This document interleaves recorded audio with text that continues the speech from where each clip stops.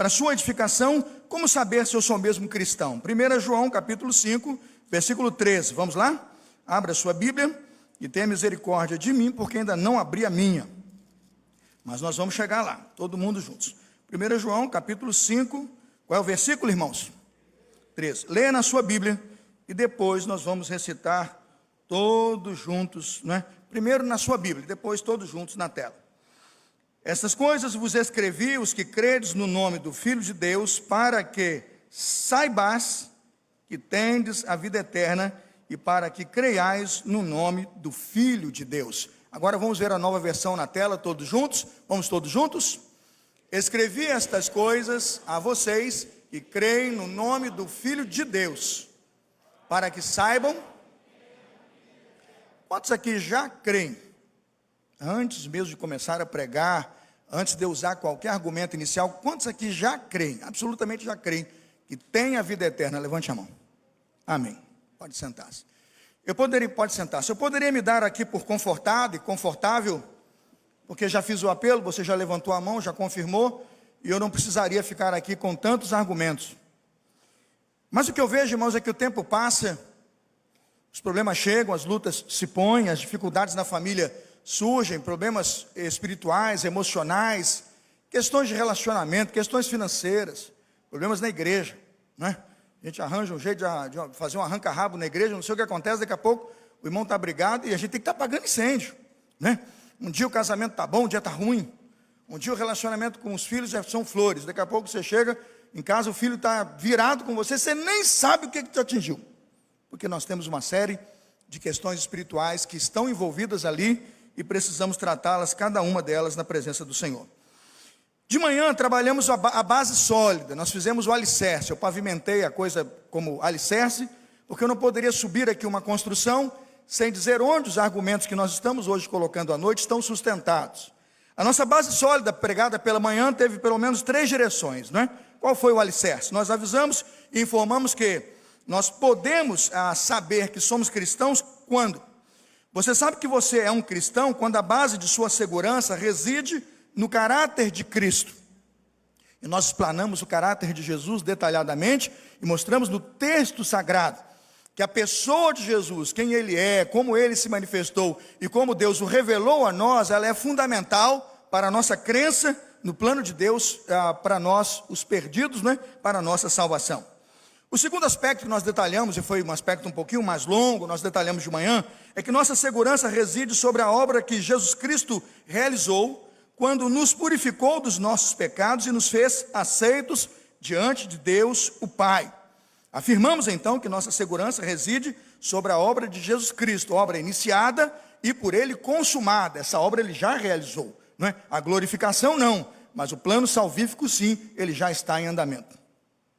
Terceiro lugar, afirmamos e concluímos o sermão, esse foi um ponto mais curtinho, de que nossa certeza e segurança residem sobre a nossa fé nas promessas de Cristo.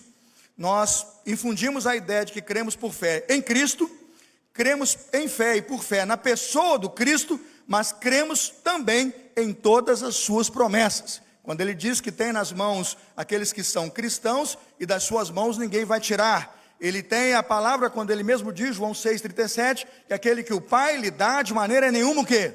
Lançará fora.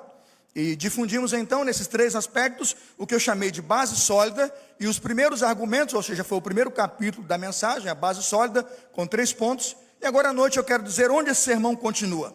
A pergunta que não quer calar é, nós podemos ter convicção e total segurança de que pertencemos a Deus? Se eu não tenho, veja bem aqui, um documento em cartório, uma carta assinada, uma promissória nas minhas mãos, e veja que eu acredito que tem, mas talvez você queira algo mais palpável, né? Mais claro, um texto em ouro, né? Com a pena do reino, com o seu nome. E você diz, isso eu não tenho. Então a pergunta é, como podemos ter convicção e total segurança de que de fato pertencemos a Deus? É nessa parte do sermão, indo agora do alicerce para cima, edificando a casa e construindo o conceito completo da doutrina da certeza da salvação, eu quero pensar com os irmãos 4 aspectos que nos darão clareza, firmeza, substância doutrinária, para que você saia daqui dizendo ao seu amigo, à sua irmã, aos seus irmãos, a outros irmãos de qualquer denominação, igreja, que vocês têm certeza de que vocês têm segurança, de que vocês pertencem a Deus. Como? Eu quero dizer 4 coisas. Primeiro, precisamos ter fé em Cristo. Parece simples demais, não é? Redondo demais. Alguns irmãos vão achar, mas isso aí é tão óbvio. É óbvio, mas tem hora que a gente esquece. O primeiro aspecto dessa mensagem vai naquilo que há que ser o mais óbvio no Evangelho e na vida de qualquer cristão. Eu preciso ter fé em Cristo. Primeiro, precisamos ter fé em Cristo, por quê? Os cristãos hoje precisam ter certeza de que sua fé em Cristo é genuína, e o autor aos Hebreus chega a nos dizer que ela precisa ser não só genuína, mas como se mostrar perseverante, insistente, persistente e consistente. Abra comigo Hebreus capítulo 3, o verso 14, e entenda como o autor aos Hebreus determina e coloca como fator determinante que nossa confiança em Cristo resulta, evidentemente, numa fé perseverante. Sermão que eu preguei domingo passado, mas destaco como ponto aqui. Hebreus 3,14 diz assim: porque nos tornamos participantes de Cristo, se retivermos firmemente o princípio da nossa confiança até o fim. Eu não sei se colocamos outra versão na tela, está lá, veja lá, pode colocar no início do versículo. Pois passamos a ser participantes, veja, de Cristo, desde que, olha a condição aí, de fato, vamos avançar? De fato, nos apeguemos até o fim com a confiança que tivemos no princípio. A ideia de que você um dia aceitou Jesus e já tomou uma decisão por Jesus, ela é muito boa, ela é muito interessante, ela é muito preciosa, mas ela não te certifica de sua salvação. A resposta principal ao saber se você é um salvo e um crente de Jesus é se você tem fé em Jesus Cristo hoje. Se você crê nele, agora. E se os frutos de sua crença são visíveis e evidentes neste exato momento de sua postura, de sua conduta e de sua fé. Mais na frente, o autor aos Hebreus vai dizer como podemos ter certeza de nossa fé em Cristo. Hebreus capítulo 6, veja o verso 11. No capítulo 6, não no 3. Capítulo 6 de Hebreus, os versos 11 e 12. Veja o que o autor vai dizer. Hebreus 6, 11 e 12. Mas desejamos que cada um de vós mostre o mesmo cuidado até o fim, para completa, é isso que ele está dizendo ali, para completa e plena certeza de esperança. Agora veja, para que não vos façais negligentes, mas sejais imitadores dos que pela fé e paciência herdaram as promessas. Ou seja, não é com negligência e não é ficando pelo caminho ou em ato de não perseverança que um cristão evidencia que ele é cristão. Ele será visto como cristão e ele se reconhece como cristão quando ele toma a sua fé por Jesus, abraça o seu caminho com Jesus, e quando ventos, tempestades, desafios, dificuldades surgem, ele é encontrado, absolutamente encontrado fiel e servindo ao nome do nosso Senhor e Salvador Jesus Cristo. O que o autor aos Hebreus está dizendo, irmãos, é que nós herdamos as promessas através de pacientemente nos apegarmos à nossa fé, e essa fé se chama confiança absoluta de que nosso Senhor e Salvador Jesus Cristo é quem nos comprou e nos deu salvação. Paulo disse aos seus leitores que todos eles poderiam ter grande confiança na salvação desde que eles permanecessem na fé. Onde Paulo disse isso? Eu terminei o sermão da manhã com esse texto e volto a ele porque ele é crucial e definitivo para que uma pessoa pise com os 2 pés na doutrina da certeza da salvação e diga: eu sou salvo, porque a Bíblia diz que eu sou salvo. Colossenses capítulo 1, veja aí por favor, Colossenses 1, 22 a 23, foi o último texto do sermão da manhã, mas irmãos, eu repito, ele é crucial, fundamental, para que um crente hoje pise no mundo espiritual com os 2 pés e diga: eu não tenho dúvidas, o meu Deus me manifestou que eu posso ter certeza de sua salvação. Colossenses 1, 22 diz assim: mas agora ele os reconciliou pelo corpo físico de Cristo, mediante a morte, para apresentá-los diante deles santos, inculpáveis e livres de qualquer acusação, desde que, olha a condição sine qua non, desde que continuem alicerçados, firmes na fé, sem se afastarem da esperança do Evangelho que vocês ouviram e que tem sido proclamado a todos os que estão debaixo do céu. Esse é o Evangelho do qual eu, Paulo, me tornei ministro. Irmãos, se nós queremos confirmar a nossa fé em Jesus e ter certeza de nossa salvação em Cristo, a pergunta mais importante não é e não pode ser essa: eu já professei Jesus Cristo no passado, e porque um dia aceitei Jesus no passado, eu tenho certeza da minha salvação. Essa não é a pergunta, não é a melhor tese para você estar convencido de que você tem o reino de Deus e é um cristão e salvo em Jesus. A pergunta correta a responder é esta: se eu estou confiando em Cristo hoje, e se eu estou firme na minha fé hoje, e se eu estou confiando em Cristo hoje para a minha salvação, se isto hoje é real, desde o dia de sua decisão, fique claro, você torna evidente que você hoje é um cristão, porque a fé genuína é perseverante, porque a fé genuína é transformadora, ela não é recalcitrante, ela não volta, ela não recua, ela simplesmente evolui e anda, e marcha e caminha, com altos e baixos, mas ela anda na direção de Jesus Cristo, o autor e consumador da nossa fé. Amém, irmãos? Se você está correndo comigo para Jerusalém Celestial, e se você está nessa prova comigo, e nós estamos aí trocando o bastão e fazendo uma prova de revezamento e nos esforçando na direção da Jerusalém Celestial, pode ter certeza que quem está pegando o caminho da contramão nunca vai cruzar conosco, porque ele não está conosco na mesma direção. Então não posso fazer a pergunta do tipo, foi um dia em que aceitei e aquilo me garante. Não, irmãos, é saber que naquele dia que aceitei, assumi daquele dia em diante uma grande caminhada com Cristo, e eu tenho posto em Cristo a minha confiança, e a minha confiança em Cristo é viva, é santa, é sólida, inabalável até hoje. Mesmo quando eu vacilo, eu sei que o meu Deus pode me perdoar. Quem crê nisso, diga amém. Primeira característica de que nós somos absolutamente salvos em Jesus. Sabe, irmãos, quanto mais você confia em Cristo, à medida que o tempo passa, mais você tem esperança e certeza da sua salvação.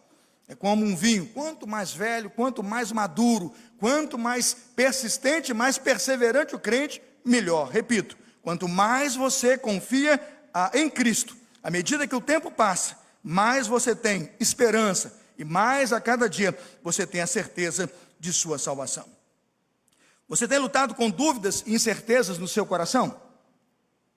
Você tem neste momento sentido-se inseguro quanto à sua vida espiritual, e hoje, quem sabe, você passa por um momento de oscilação entre a dúvida e a fé, entre crer e duvidar, entre avançar e recuar? Eu peço a você que erga agora no seu coração uma fé perseverante, persistente e confiante, e diga a Jesus: porque o Senhor me comprou, porque o Senhor me lavou com o seu sangue. Peça a Jesus: Pai, me coloca de pé, porque eu quero continuar caminhando, e eu quero seguir caminhando no caminho do céu, no caminho da salvação, no caminho da santificação. Deus, eu quero estar no rumo da santa e gloriosa glorificação. Quem faz comigo essa oração, diga amém. Que ninguém fique pelo caminho. Que ninguém fique pelo caminho. Segundo ponto: como podemos ter certeza de nossa salvação em Cristo? Como podemos ter certeza que nós somos cristãos? Primeiro ponto, ter fé em Cristo. Segundo ponto, precisamos ter certeza da presença do Espírito Santo de Deus em nossa vida. Não dá para engolir, irmãos, e não dá para aceitar. Eu fico muito chateado mesmo. Às vezes aquelas pessoas que olham para as nossas vidas e para nós cristãos, conservadores, às vezes tradicionais como nós, e diz assim: essa gente não tem o Espírito. Naquela igreja não tem o Espírito Santo. Quando o sujeito diz isso, irmãos, para mim me causa uma repulsa tão grande. Porque o indivíduo não tem dimensão do tipo de maldição, de palavra equivocada que dirige àquele que deveria ser seu irmão em Cristo. Um dos preceitos fundamentais da fé cristã e da certeza da presença de Deus numa igreja, num crente, num santo que quer a vida eterna, é a certeza de que o Espírito Santo de Deus está na nossa vida. Então a gente precisa parar de dizer na igreja que entra, porque a liturgia é diferente, ou porque talvez o volume de pessoas não seja o que você esperava, e porque talvez o pastor pregue com algum tipo de metodologia ou prática diferente da que você concebe, e você erguer a mão e apontar: isso não tem o Espírito Santo. Você não pode fazer um negócio desse. Nós não podemos mensurar um culto desse, até porque esse culto é para Deus, não é para você. Se fosse para mim, eu até fazia uma nota, avaliava e metia lá um 7,5, que de repente eu sou Deus e não gostei. Mas não pode ser assim. Quando penso em certeza da salvação e um princípio doutrinário tão importante, irmãos, eu desperto a igreja que a habitação do Espírito Santo é algo real na vida de todo aquele que na verdade sofreu e passou pelo processo da regeneração. Um cristão é e sempre será, irmãos, uma habitação e templo do Espírito Santo de Deus. Abra comigo Romanos 8, versículo 9 em diante. Romanos 8, 9, 10 e 11. Veja, por favor, o texto. Romanos 8, 9, 10 e 11. Eu queria ler detidamente com você, para você entender a importância desse evangelho agora pregado por Paulo na sua vida, e como isso é fator determinante, até para você repreender um indivíduo que chega e trata com descaso a sua fé. Ele diz que ele batizado com o Espírito, você não, que ele tem o selo e você não. Isso é um descaso com a compreensão das doutrinas do evangelho. É preciso entender que esta é uma obra que quem faz é Deus, e a manifestação dos dons, obviamente, pode ser diferente, até porque o ministério dos dons é absolutamente diferente, de acordo com cada cristão e com cada templo do Espírito Santo de Deus. Romanos capítulo 8, verso 9, a partir do 9, me acompanhe você aqui e você em casa. Entretanto, vocês não estão sob o domínio da carne, mas do Espírito. Agora veja, se de fato o Espírito Santo de Deus habita em vocês. Veja que ele coloca esse se, condição aí, né? Se é que ele habita em vocês. Aí ele diz assim, se é que o Espírito de Deus de fato habita em vocês, e diz assim, e se alguém não tem o Espírito, qual é a sentença? Qual é a assertiva, irmãos? Esse tal o quê? Você já pensou um indivíduo que te aponta o dedo e diz que você não é espiritual, que você não tem o Espírito? Imagine você que se converteu, não é? Faz todas as obras do Espírito, não é? Glorifica a Deus com sua vida, doutrina, discipula seus filhos, você ora, testemunha, tem fé perseverante, o indivíduo olha, porque ele não gosta do seu ritmo religioso, ele acha que você tem que subir no morro, descer o morro, né? Botar óleo, ou azeite, ou sei lá mais o que, né? Comprar sal rosa, e ele então aponta para você, esse não tem o Espírito. Como se aquele currículo da manhã, lembra do currículo da manhã? Como se aquele currículo fosse coisa nenhuma para Deus, né? Fizeram tantas coisas, lembra do sermão da manhã? O sujeito expulsa, tem milagres, tira demônios, faz um monte de obra. Jesus olhou e disse, eu nunca conheci vocês. A prerrogativa que nos dá certeza de nossa salvação é o que Cristo fez por nós, e como nós em nossos corações manifestamos o Espírito, e manifestamos. Veja o verso 10. Mas se Cristo está em vocês, o corpo está morto por causa do pecado. Mas o Espírito está o quê, irmãos? Vivo por causa da justiça. Irmãos, que ensino profundo. Se cada cristão aqui nessa noite olhar com atenção esses 3 versículos e sair daqui convencido dessa verdade, já me ganhei a noite, porque este é o evangelho mais poderoso que há, pregado pelo apóstolo Paulo, não à igreja de Roma, irmãos, a todas as igrejas de todos os dias, de todos os tempos, de todas as eras. Veja o verso 11. E se o Espírito daquele que ressuscitou Jesus dentre os mortos habita em vocês, aí veja de novo, se o Espírito daquele que ressuscitou dentre os mortos habita em vocês, aquele que ressuscitou a Cristo dentre os mortos, também faz o quê? Dará vida a seus corpos mortais. Por meio de quem? Por meio do seu Espírito que habita em vocês. Romanos 8, 11. Meus irmãos, se a vida de Deus está em nós, e se recebemos a vida de Deus como um presente dele, nós temos as primícias do Espírito. E se você não tem, é porque você ainda não é de Jesus. Aí não sou eu que estou julgando, é a Bíblia que está emitindo juízo sobre você. Mas se você tem, e não importa se você pula, se você fala nessa língua ou naquela, isso é uma manifestação dos dons. Não é? Se você pode muitas vezes ser uma pessoa da intercessão, e seu dom é orar, e a pessoa mais silenciosa, e na intercessão que você faz, e nas orações que você faz, o Espírito Santo de Deus pode visitar o mundo inteiro, porque você na sua casa, exercitando o seu dom de joelhos, consegue chegar na China, consegue chegar no Japão, porque o Espírito Santo ilumina você a orar e a lutar com Deus por aquelas vidas. Quem quer nisso, diga amém. Essa é a palavra de Deus. Como é que você sabe que você é um cristão? Se você tem de fato o selo do Espírito. Eu quero colocar pelo menos aqui alguns indicadores que ajudam você a compreender. Eu queria botar aqui um termômetro que ajuda você a perceber você mesmo. Não é para juízo dos outros, é para seu juízo, se você tem o Espírito. O primeiro indicador que eu acredito que um crente deve usar para saber se ele tem o Espírito e está recebendo pelo Espírito Santo uma transformação efetiva e eficaz, você pode perceber isso. Isso é possível. Quem nos julga é a Bíblia. É o fato de que nós cremos na doutrina correta acerca de Deus, pois somente o Espírito Santo nos faz crer de forma correta sobre quem é Deus e quem é Jesus. Isso quem diz é a Bíblia. Quando um cristão compreende corretamente quem é Deus e quem é Jesus, quando o cristão consegue conceber a verdade do Evangelho como ele o é, isso já é obra do Espírito e evidência de que o Espírito está atuando nele para o dia da salvação. Vamos afirmar isso biblicamente. 1 Coríntios, capítulo 12, versículo 3. Abra e coloque em teste o que a palavra está dizendo, como ensino para você. 1 Coríntios 12, 3. Veja como esse crer na doutrina correta e certa e perceber a ação e a evidência de que o Filho de Deus é o Filho de Deus corretamente é uma prova de que o Espírito Santo já está agindo. 1 Coríntios 12, 3. Por isso eu lhes afirmo que ninguém que fala pelo Espírito de Deus diz o quê? Jesus é o quê? É amaldiçoado ou Jesus é anátema. Esse é um equívoco que não se pode dizer. E é prova evidente de que o Espírito que está nessa pessoa não é o Espírito Santo de Deus.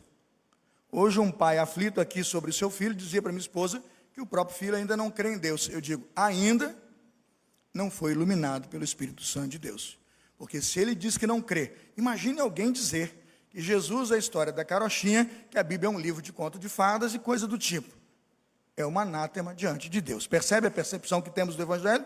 O Evangelho nos esclarece quem é Jesus, nos esclarece quem é Deus, e pelo Espírito Santo sabemos o que a Bíblia é. Agora veja, ninguém pode dizer Jesus é Senhor, a não ser por quem? A não ser por quem? A não ser pelo Espírito.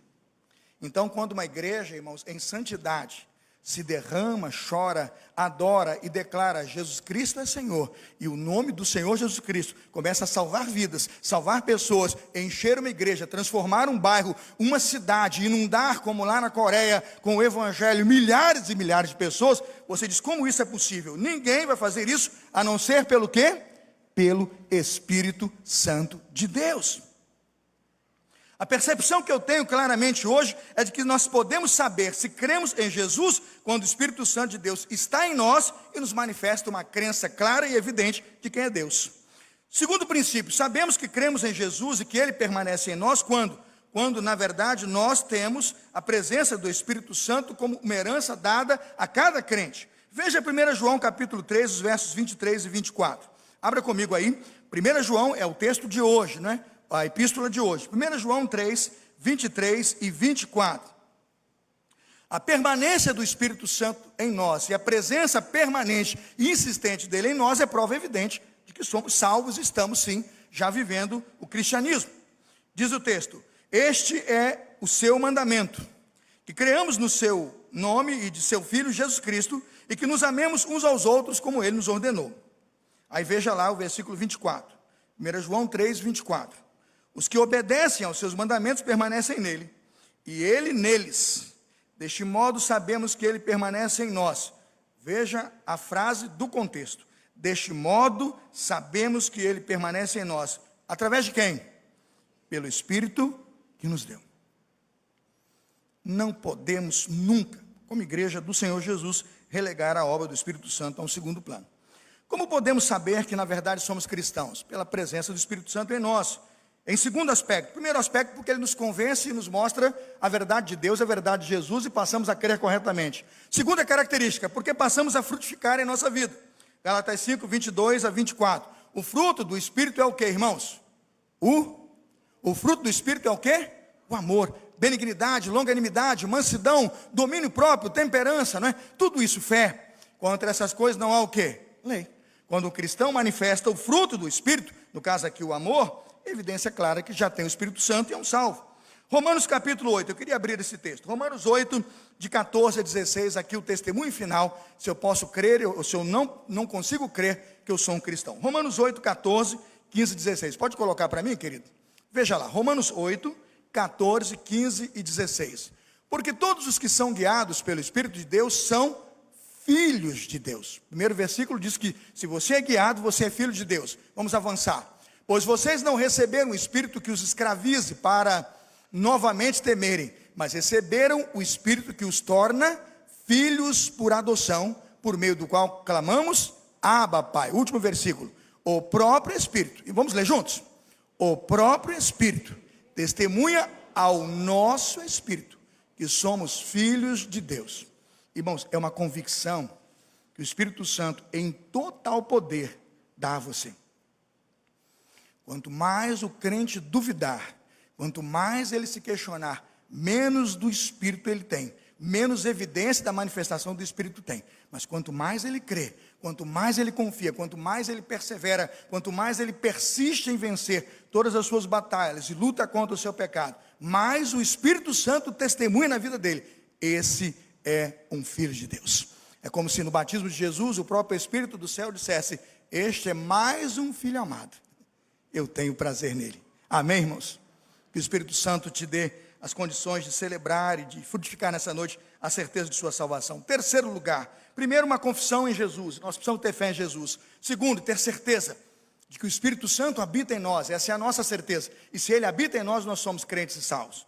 Agora, qual é a terceira convicção? Precisamos prestar total, irmãos, total obediência à palavra de Deus.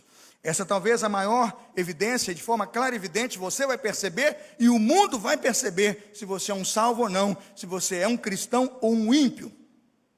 Precisamos prestar total obediência, é na verdade a terceira grande condição para que a nossa segurança de salvação seja percebida por nós. Onde está isso ensinado?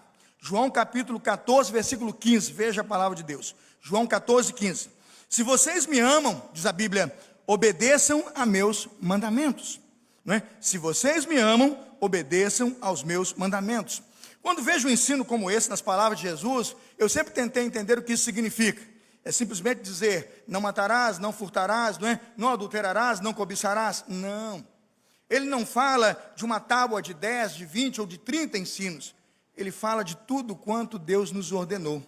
Na verdade, o salmista Davi interpretou tão grandemente a beleza desta palavra, que no Salmo 19, abra comigo a sua Bíblia, no Salmo 19, verso 9 em diante, o salmista Davi começa a cantar e a dizer como ele celebra e é feliz e é abençoado, porque ao receber a certeza do Deus que o resgata e o leva à sua presença, ele canta isso na palavra dizendo: é o amor pela palavra e a obediência à palavra, disse Davi, que o inspira a confiar que Deus o está levando à presença dele.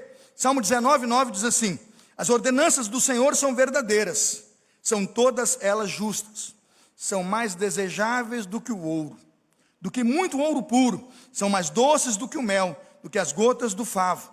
Por elas o teu servo é advertido, a grande recompensa em obedecer-lhes.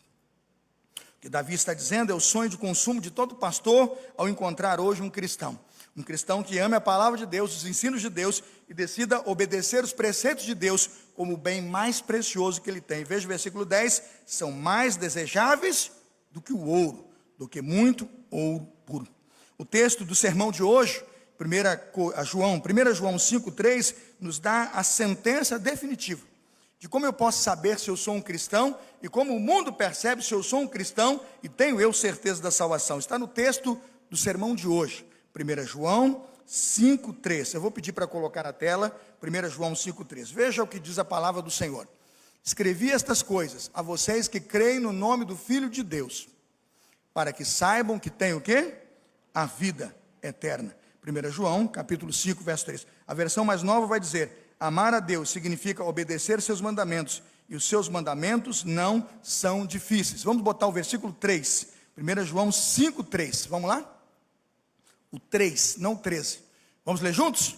Porque nisto consiste o amor de Deus, em obedecer aos seus mandamentos. E os seus mandamentos, se quiser amar a Deus e perceber o quanto você ama a Deus e o quanto você vive debaixo desse amor, a evidência maior é a obediência. Porque obedecer é melhor do que? Melhor do que sacrificar. Mais do que obedecer a palavra de Deus, precisamos hoje mostrar o nosso amor à sua palavra e tornar evidente o quanto amamos a Deus. Podemos terminar essa mensagem? Essa mensagem curta e simples de 4 aspectos nos disse que primeiro temos que ter fé em Jesus. Segundo, temos que ter a certeza de que o Espírito Santo habita em nós e ter a certeza que nós somos templo do Espírito Santo. Terceiro, que nós manifestamos todos os dias a obediência diária e constante ao quê? A palavra de Deus. Mas em último lugar, irmãos, qual é o fruto mais evidente e dos frutos, um dos mais evidentes, de que nós temos a salvação em Cristo e de que a salvação em Cristo está operando em nós? Eu afirmo, quarto e último lugar, quando nós percebemos o nosso crescimento espiritual e a consequente maturidade espiritual. Eu posso afirmar que se seu filho que nasceu não cresce, se ele que nasceu não cresce, se ele não ganha peso, se ele não se desenvolve, quando você leva no médico, ele está lá, no mesmo tamanho, no mesmo peso, e não cresce, não desenvolve, passa 1, e passa 2 anos, e os meninos da idade dele vão crescendo e vão andando, e você vê que o seu não cresce, você acha que está normal ou tem um problema? Diga para mim. Está normal ou tem um problema? Tem algum problema.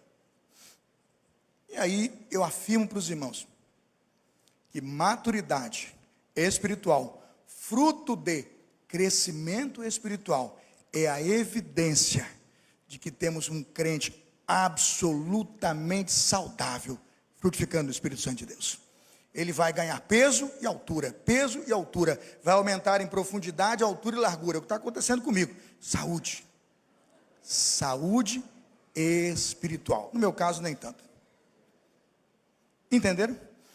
Se você quer levar a sua vida cristã a sério, passe sua vida nesse último termômetro e pergunte: a autenticidade da fé de um cristão é totalmente marcada por seu crescimento. A maior evidência será do crescimento, o salto para a maturidade. Pense comigo.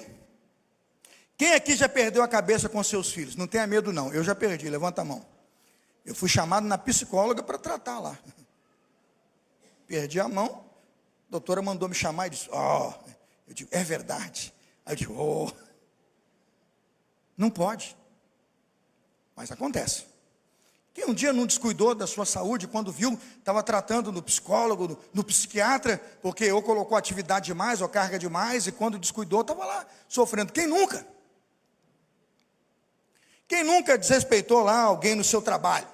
Até porque lhe faltaram com respeito, e você falou, tomou, levou. Pisou, vai. Quem nunca?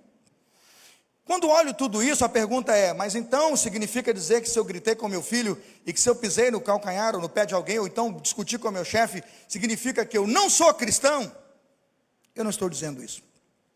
O que eu estou dizendo é que a maior evidência de que você precisa ser um cristão, e que você é um cristão, é que depois daquele episódio, e durante aquele episódio, e com o tempo que aquele episódio passou, você começa a crescer. Vamos ilustrar aqui. Eu tentei arrumar, não consegui. Vamos pensar naquele, quem conhece aqui, ioiô. Já jogaram ioiô? Quem já jogou ioiô? Levanta a mão. Todo mundo já foi criança, hein? Eu jogava na época da Coca-Cola, não tinha? Comprei aquele verde, Sprite, aqueles tudo colorido, amarelo, tinha um laranja, tem uns que acende. Aí parava lá embaixo, fazia o cachorrinho, né? Aí ele rodava, na escola a gente adorava, né? Eu era bom naquele negócio. Né? Juntava um monte de menina para ver, eu casei. Fazia assim, e quando você, ele voltava na mão, né? Já fez o trapézio? Você joga no chão, aí ele para lá, você vai fazendo, bota ele balançando no meio, já fez? Tinha um monte, né? Eu fiz muita coisa daquilo. Eu fiz muito daquilo. O ioiô, você está na sua mão, e você joga. Ora ele está embaixo. Qual é o problema do ioiô? Ora ele está embaixo, ora está em cima. Vamos aplicar o sermão. Ora está embaixo, ora está em cima. Na mão de Deus, a mesma coisa. Imagina você crente, ora embaixo, ora em cima, mas Deus está trabalhando. Agora presta atenção, você pisou no calo de alguém, chutou lá, falou alguma coisa, pensa que você está jogando aqui, porque você tem, pensa comigo, 1 ano de convertido, 6 meses de convertido, e está jogando aqui. A sua vida é aqui, o seu nível de crescimento, né, pastor Lu? O seu nível de conhecimento, o quanto você foi ensinado e doutrinado é aqui, e você joga aqui e levanta aqui, joga aqui e levanta aqui, ora está em cima, ora está o quê? Qual é a certeza de que você é salvo? Bom, quando eu gritei, quando eu falei, eu estava aqui. Mas eu olhei para a Bíblia e fiz um autoexame. Eu olhei para a Escritura e disse, eu quero melhorar, eu preciso crescer. Esse negócio não está muito dentro do que o Evangelho ensinou, porque eu sou crente. O Espírito Santo começa a incomodar, amém, irmãos? Aí o que você faz? Você não joga mais aqui, você vai para onde? Crescimento. Continua. Pergunto para você, o nível mais baixo que você desce agora, é aquele ou esse? É aquele lá embaixo. Você vai descer aqui em cima no nível mais baixo, que na verdade pode ser naquele primeiro degrau até o mais alto. Porque agora você subiu o quê? A sua queda é infinitas vezes maior, irmãos, e muito mais, entende o que eu quero dizer? Num nível melhor e menos desgastante do que aquela profunda que você deu quando estava lá embaixo. Ou seja, você jogou lá embaixo e jogou aqui, por exemplo, um nível alto. Quando você jogar o seu ioiô aqui no nível mais alto descendo, ele se encontra lá com aquele nível maior. Significa que você daquele nível fez o quê? Subiu e não desceu. Imagina agora que aquilo se repetiu, mas numa condição mais suave, você já se reconheceu, e naquele dia já partiu lá para um perdão e para um arrependimento. O que você faz? Volta lá embaixo ou sobe. E continua. Aí você diz assim, vai ter lá embaixo de novo? Vai. Agora eu pergunto, o nível mais baixo aqui não é infinitamente mais alto do que o lá de baixo? Sim ou não? Crescimento e maturidade espiritual. Até o dia em que você vai subindo e vai subindo. E todo mundo vai olhar e vai dizer, meu Deus, como é que esse indivíduo conseguiu, diante de tal pressão, diante de tal desafio, diante de tal tentação, diante de tantas afrontas, como é que ele conseguiu sair daquele tipo de comportamento e chegar nessa altura ainda, jogando altos e baixos. Mas a sua queda, irmãos, e o seu nível mais baixo aqui, é a altura mais alta. É a altura mais alta, e o melhor nível que você tinha.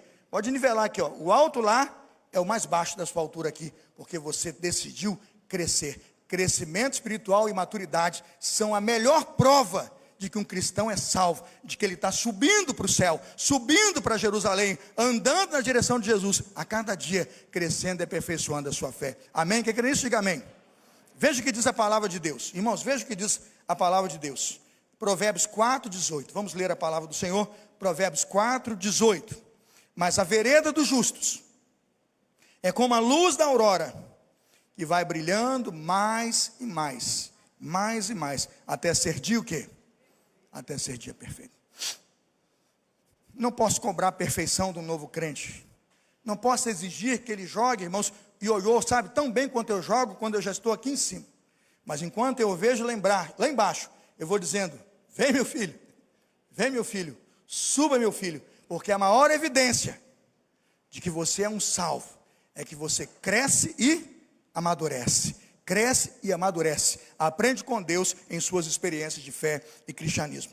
Talvez você ainda lute quanto a gritar com seus filhos e sua esposa. Suba um degrau todo dia, qualquer dia. Aquele nível mais baixo fica tão lá embaixo que você nunca mais vai voltar a ele.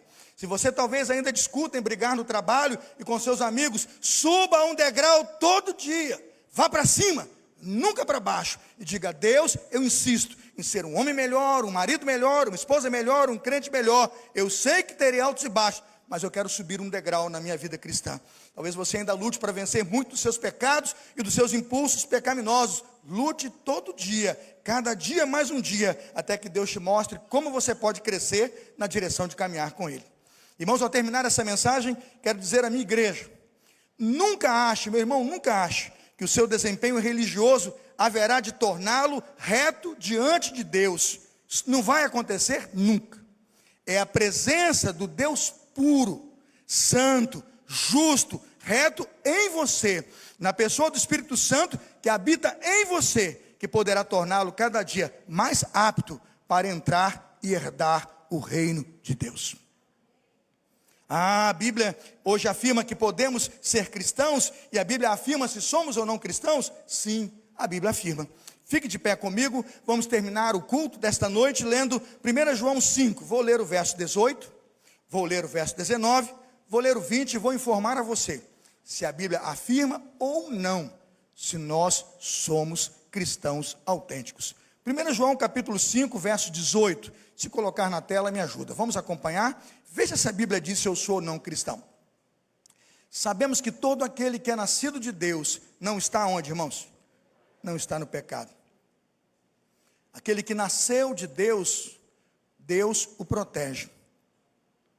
E o maligno não o quê? Não tem poder, o maligno não atinge. Pode passar. Sabemos que somos de Deus e que o mundo todo está sobre o poder do maligno.